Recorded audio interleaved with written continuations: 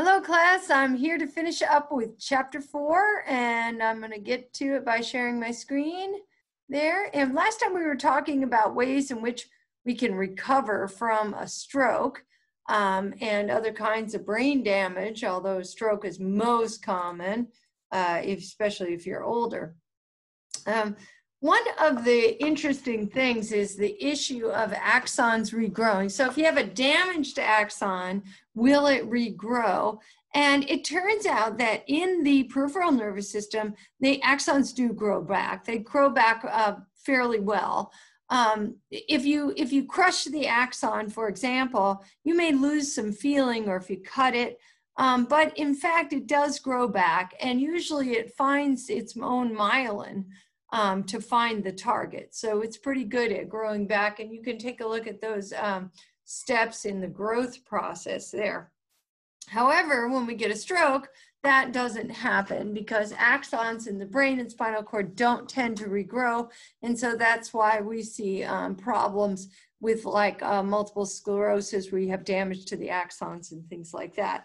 What happens, why they don't regrow, is because there are three things. One is there's too much scar tissue there, and that creates a physical barrier. And so you do see lesions in the spinal cords, for example, people with multiple sclerosis. Very hard to grow through anything like that.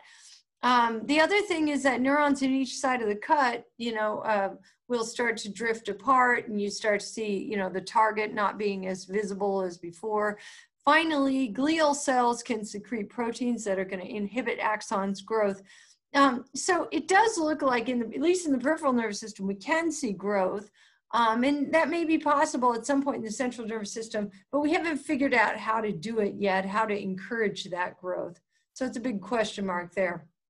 One thing we do know is that axons do grow to a certain extent by themselves, and we call this collateral sprouting.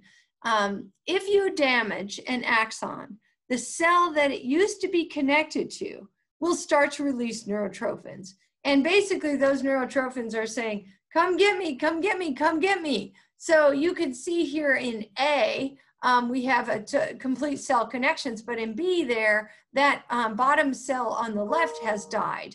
And when that bottom cell on the left dies, this cell over to the right that used to be connected to it will start sending out all these neurotrophins.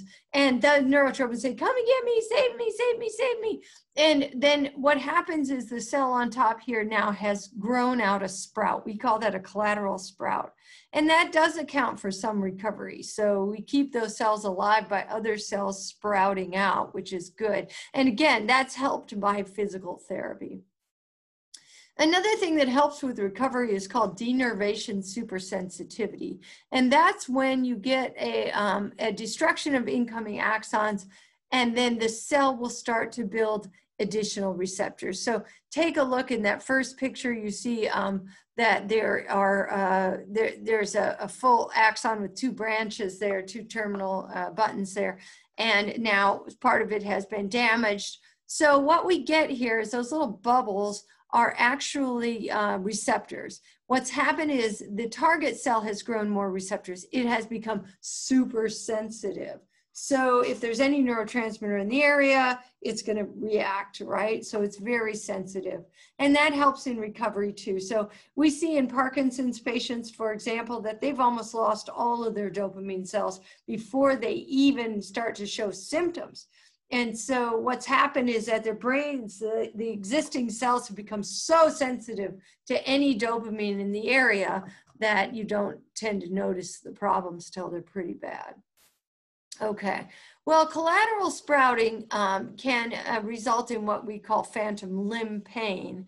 And that is when you lose a limb, like this statue has done, and then you feel pain in that arm, even though it's not there anymore.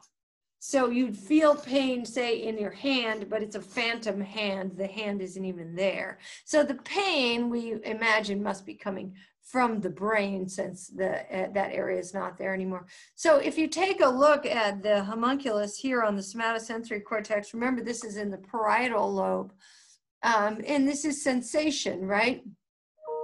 So say that we have a hand that's cut off here.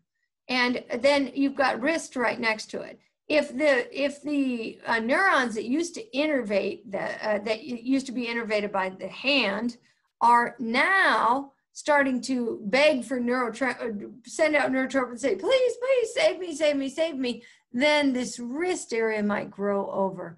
And in that case, we start to feel as though we have a hand because it's still represented in the brain and it's getting some stimulation, but the stimulation is actually coming from the wrist. So that's why we get a phantom limb pain. Okay, and we'll cover the rest of that little activity in class. You guys have a great day.